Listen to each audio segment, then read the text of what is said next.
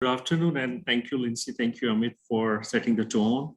It's such a great delight to be part of this initiative, Fusion. And I think it's not an event, in my opinion, as we all know, it's an initiative which continues to kind of bring the startups, the innovators, and our industries, manufacturing process or discrete, including services as well, all together.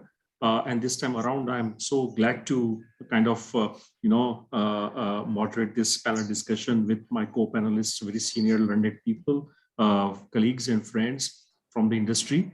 I'm sure they have a lot to share with us with their experience and with their insights, which will be also very useful to all our startups and other SME owners and SME leaders as well.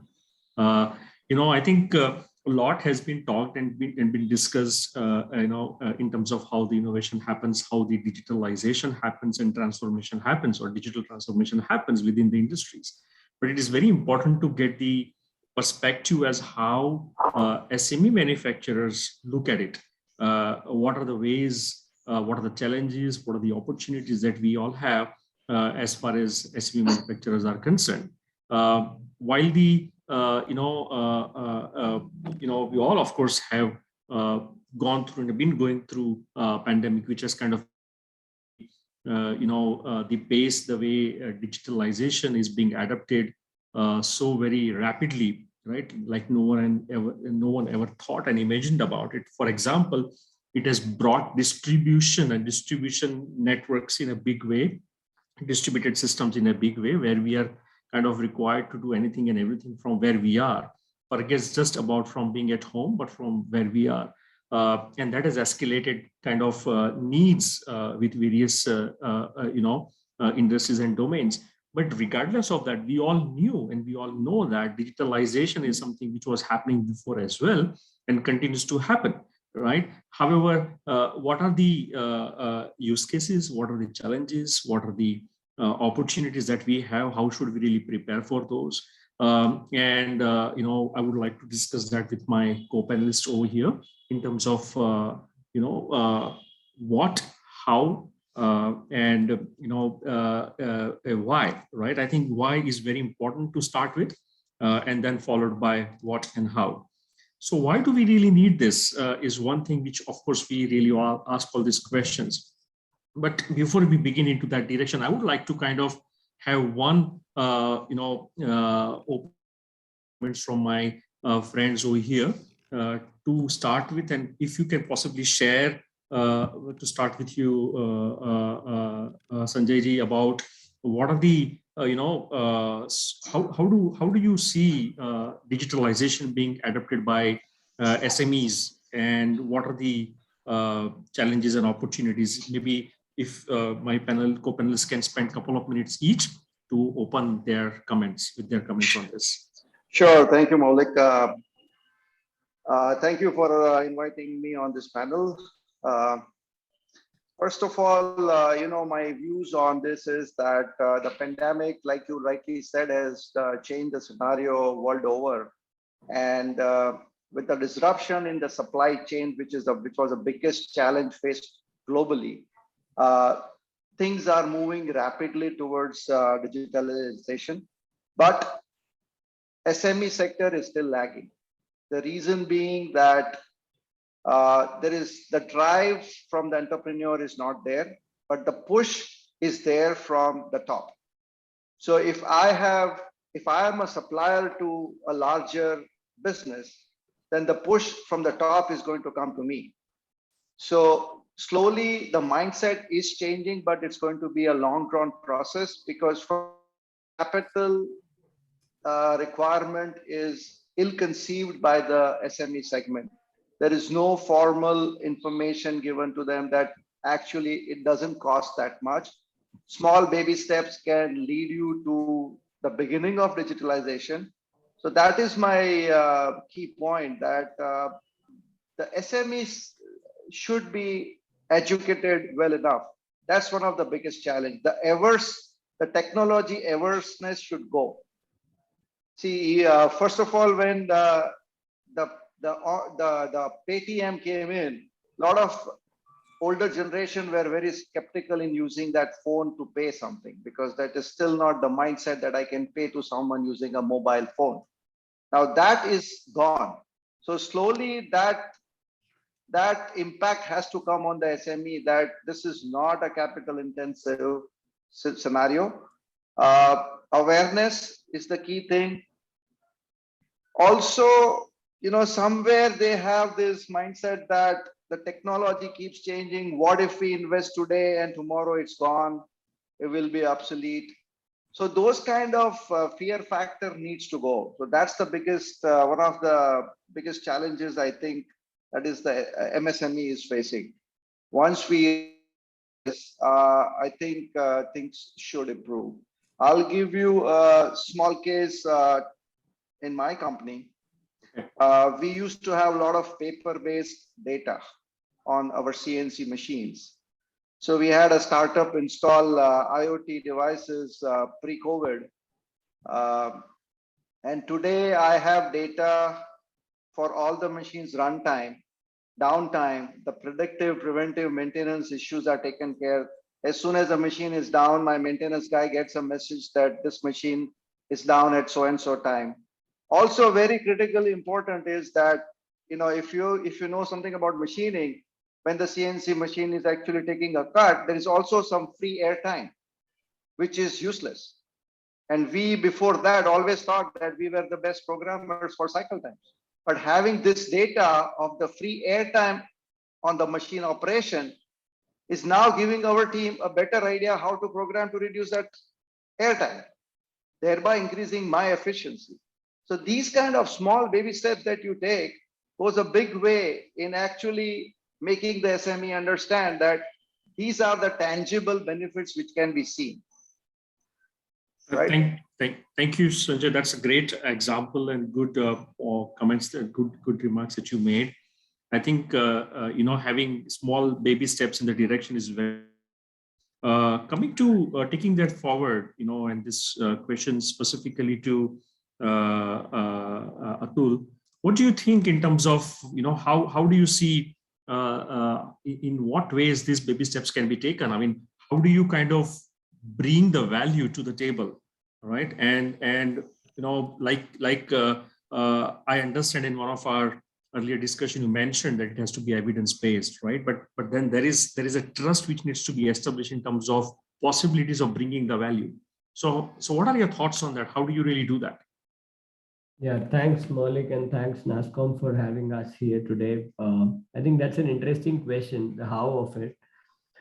I would like to highlight that as we all agree that considering these lockdowns which had been a very rude eye opener for many entities which could not even operate, one because of the lockdown, and of course because of the mass exodus of the labor.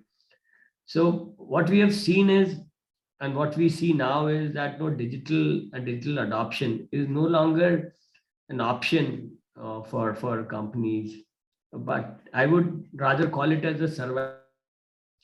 And sooner companies adopt it, it's in their interest, considering one, that you need to factor that in current times, more than 80% of employees in SMEs also segment would have a smartphone, some form or the other. Okay, they would have a smartphone. They would anyhow be using it for different purposes, maybe being available on the social media or otherwise. And of these, you would find almost 40 to 50% of them are already actively using their phones for buying through Amazon or Uber or Ola or Flipkarts.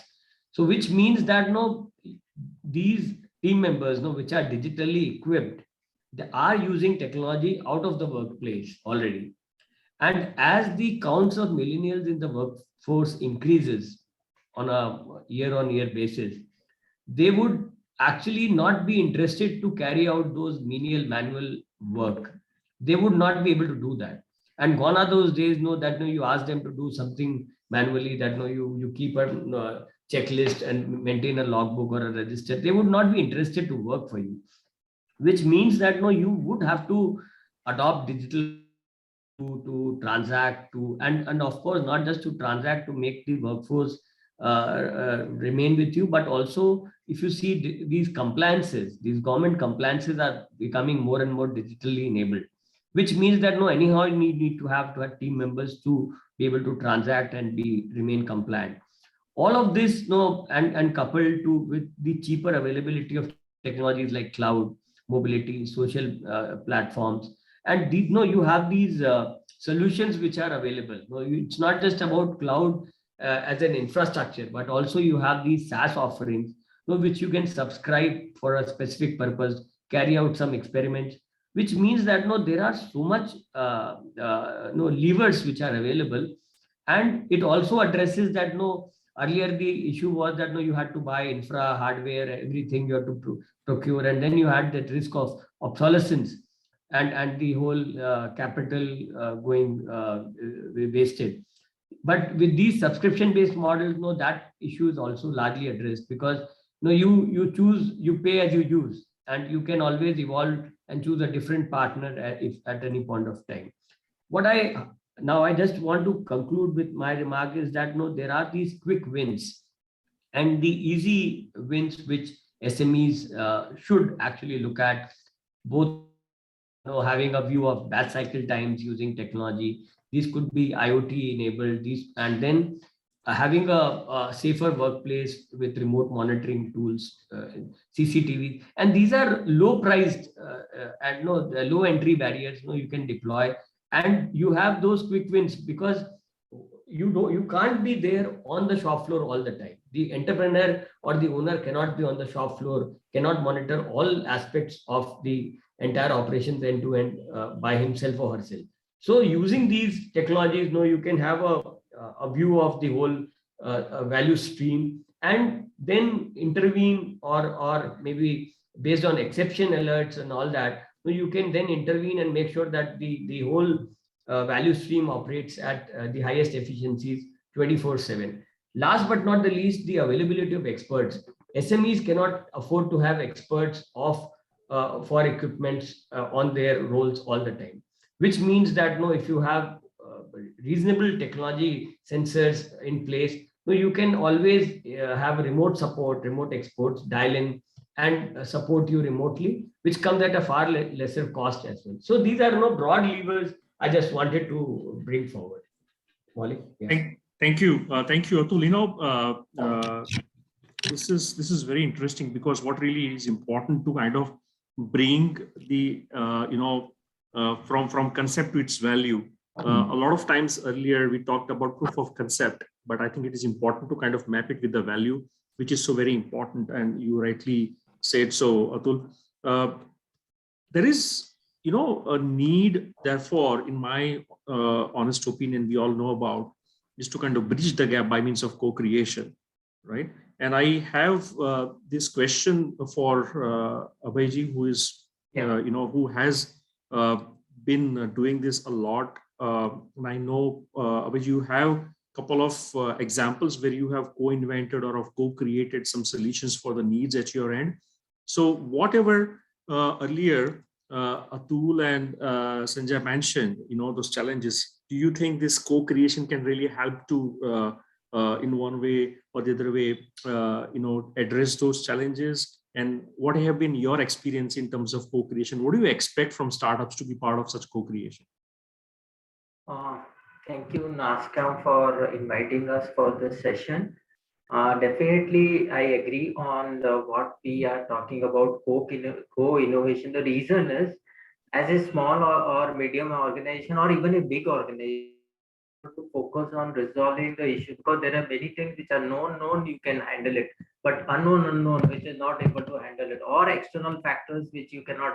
So what is left with you is the internal factors, which is nothing but improving efficiency, reducing cost, making a real-time decision, and therefore enabling different areas in your manufacturing or supply chain area, which you can automate.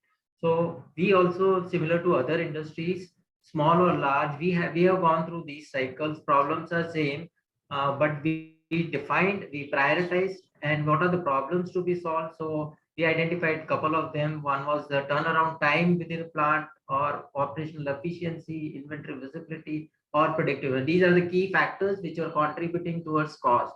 And the last but not least, but the real-time visibility of inventory or packaging material or raw material. So these are the things which we, and therefore we identified one or two startups who had a domain experience, started with predictive maintenance.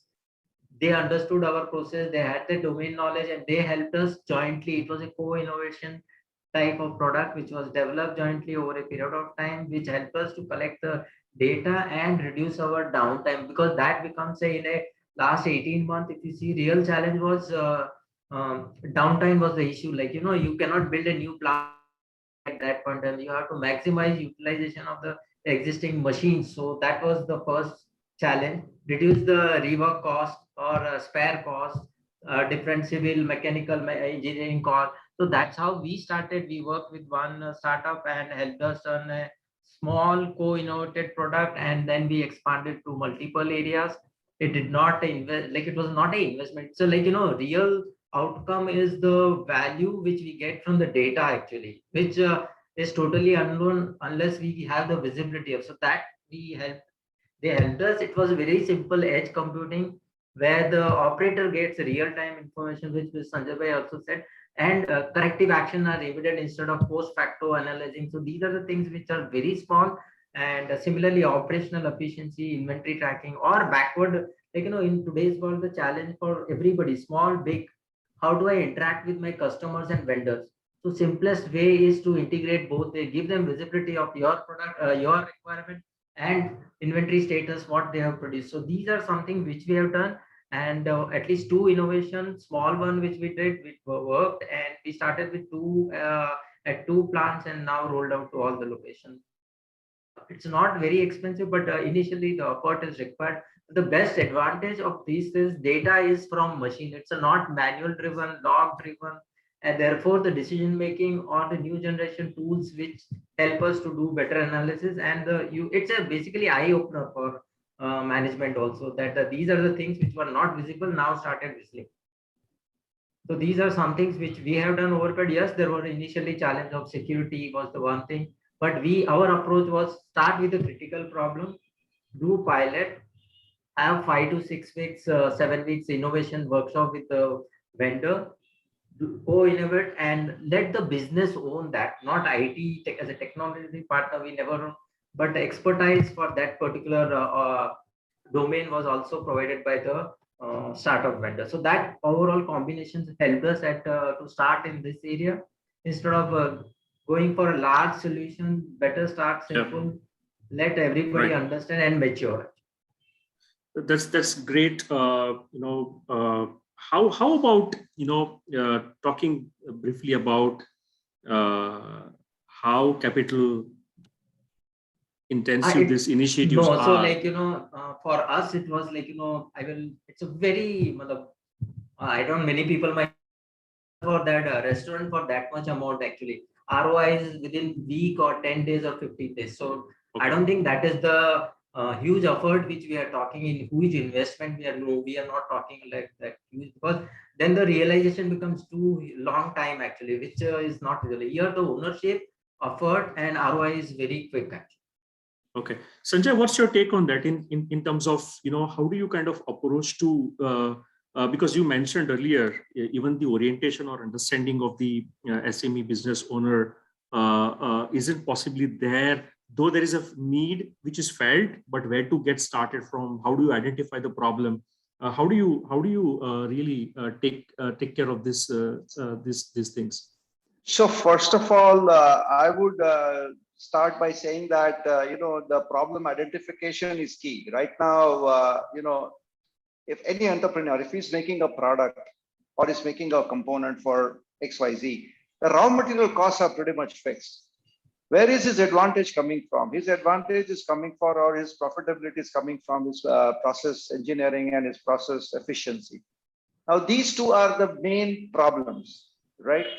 Typical of SME, there is no focus on OEEs. There is no focus on performance or productivity. There is no.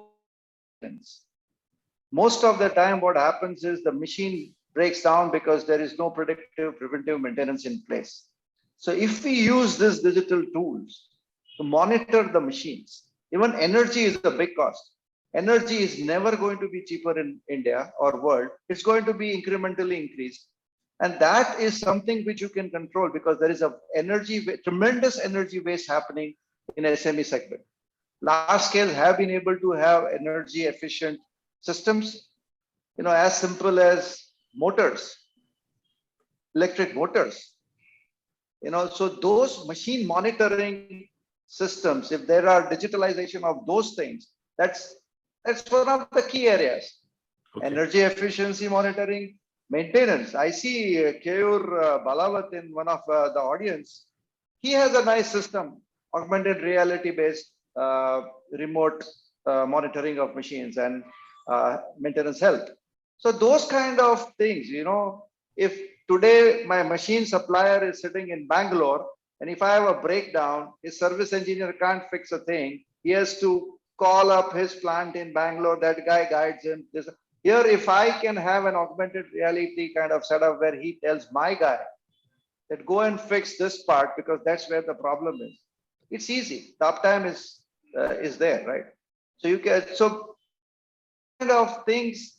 If a business owner decides and identifies that these are the only 4 things which are driving my profitability, that's where everything will come out. Okay, right. These are my pain points. I need solutions to this. And these are low cost.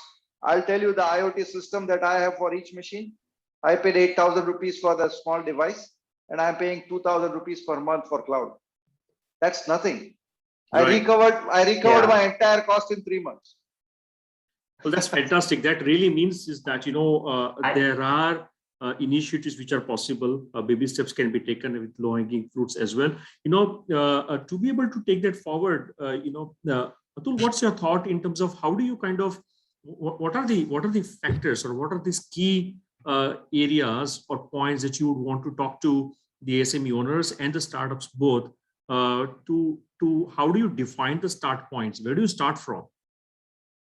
Okay, so I think regardless of the size of a company or an enterprise, most entrepreneurs, their common theme is do more with less.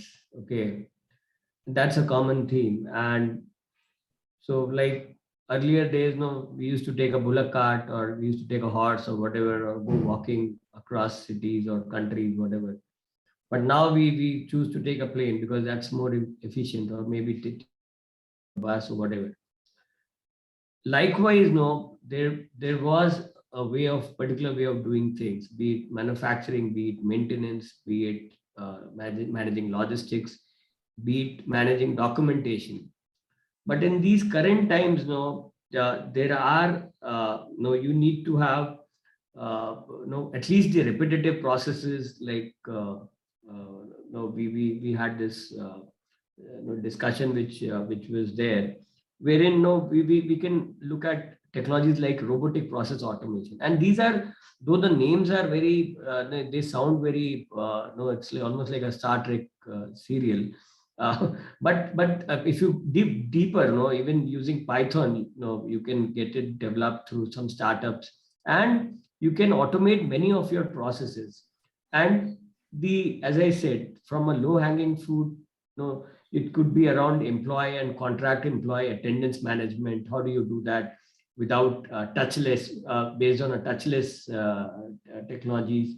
And maybe you can use it for temperature monitoring of visitors and also employees and contractors. And then as an important aspect, like few of our colleagues who've already spoken about, talk about asset utilization. Most entrepreneurs think that whatever assets they have are utilized optimally. But if you were to have the right sensors, and you don't have to put lakhs of rupees and spend lakhs of rupees on sensors, like Sanjay Bhai also mentioned, today the cost of sensors has gone down drastically, and you connect it to the internet, and you can have an asset monitoring that how well you have utilized the asset. not just utilization of asset, you can also have a view of specific power consumptions, which is extremely important considering the power cost, and also look at issues like harmonics and other aspects which are generally hidden. You can't figure out unless you have some kind of a smart monitoring. Having said that, last but not the least, I also want to pinpoint that now more than ever, there is a greater focus on sustainability aspects. Right. Wherein, we look at a circular economy, start looking at emissions, wastages, going, it could be air pollution, groundwater pollution. So in these areas also, if you were to have the right sensors and you kind of monitor them periodically, then you can optimally have a resolution plan around it. Correct. Rather than getting into a need to pay from penalties, severe penalties, or maybe have a forced shutdown or a lockdown situation. So these areas, sustainability is another becoming a big area for entities to be aware of where they stand, because unless you measure, you can't course correct. Sure. Correct. So I think these are the areas. One is around production, the production environment, logistics, upstream and downstream logistics and value stream, and then of course around the manpower movement within the setup, safe operations, and the sustainability themes. So these are a few areas which the entrepreneur need to really look at and actually drive interventions. Sure. Thank you, Atul. Essentially what it means that there are absolutely great opportunities. Of course, challenges are there, and therefore there are opportunities. The way we all startups or SME owners should look at is to kind of get engaged more at the conceptual level, to be able to create real value at initial phase, to start small and then take it forward. And I think our co-panelists, our friends, shared very, very good examples and use cases which goes across asset utilization, data readiness, optimize your business models, enhance your customer experience, which is very important, logistics, and of course, manpower. And how do we really make our businesses more innovative? I'll share one small thing and then we'll stop because we have following address coming up by the Commissioner of MSME who has joined with us.